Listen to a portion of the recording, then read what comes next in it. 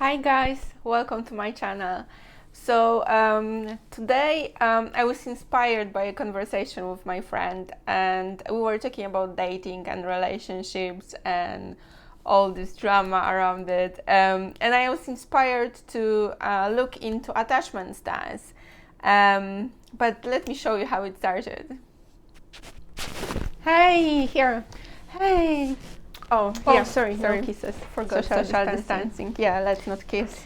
So you never know. How are you doing? It's better to keep I distance. love your scarf, by the way. It's really lovely. Oh, thank you. That's lovely.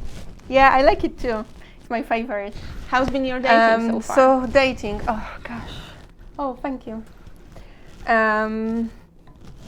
So the last guy I've been seeing, John. Okay.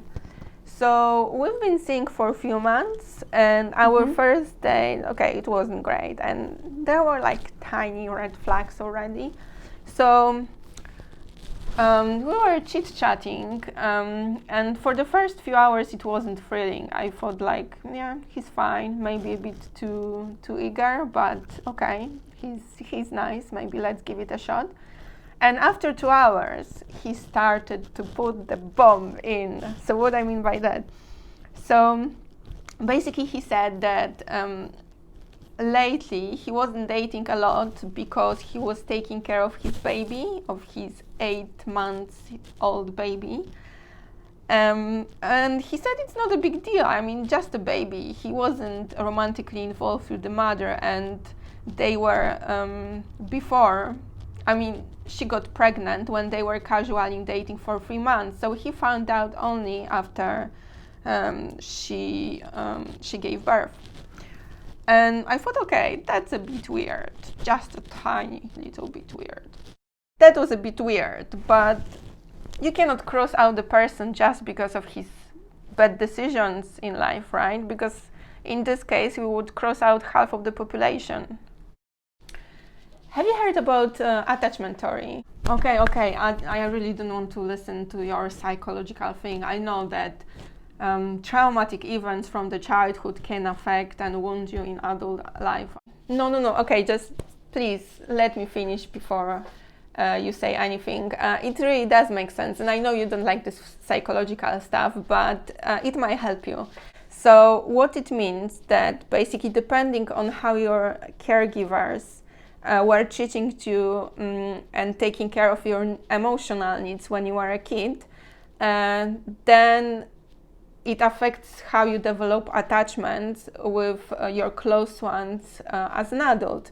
Okay, so let me ask you this question. So when you were a kid, did your parents actually cater to your needs? Were they maybe a bit overcaring? Maybe were they a bit controlling, or maybe on the other hand, they were kind of absent or neglecting you emotionally. I got the sense that you are choosing avoidant partners because your parents were avoidant themselves. So if you think about it, maybe it was because your father was absent all the time because he was working a lot, so he was never home.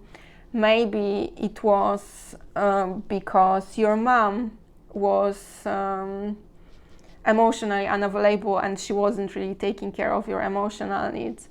Or maybe you had some traumatic events when you were a child and neither of parents knew and could help you, and maybe you just felt neglected in this way. Okay, so even if I had avoidant parents, where does it lead me? Sweetie, I'm not trying to tell you what you should do because no one can do that. But I'm trying to help you establish a bit more secure attachment style. And you can do that with a bit of work. So first of all, think about your boundaries and your needs. And if you get it, then think about how you communicate those to the other person. You can exercise on your current partner or future one or whoever. And if you meet in the middle, you can work toward certain goal. But if not, well, then you have your answer. Thank you guys for watching. I hope you enjoyed it. It was my first attempt with green screen, so it's not perfect, but hopefully one day I will get there. So just to recap, there are 4 different types of attachment styles. So first one is secure, which is the healthiest and the one to strive for. So this is when you are able to clearly communicate your boundaries and needs. Then anxious one, so anxious attachment style is usually when people tend to suffocate each other, and they are called clingy and needy because they get anxious when they are in distance from their romantic partner. Then there is dismissive avoidant type, which is one of two subtypes of avoidant type. So dismissive avoidant are people who are not comfortable with feelings and affection, and they need a lot of space with their partner.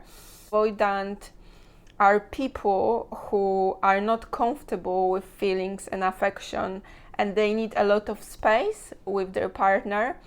There are also those that tend to pull away whenever they feel that the other person gets too close emotionally. There are also those that tend to escape into... Oh, hello, Bella.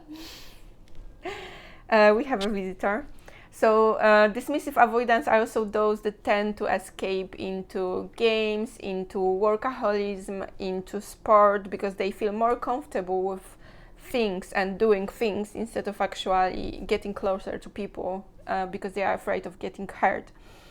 And then in between, so there are those with fearful avoidant type, which is between anxious and dismissive avoidant. So this is the most difficult to predict because on one hand they crave the intimacy just like anxious type, but on the other hand they might be afraid to show that just like avoidant.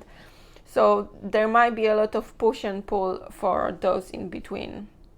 So this was just basic, and I hope this does make sense. If you like the video, please click thumbs up, and if you dislike, click thumbs down. Thank you.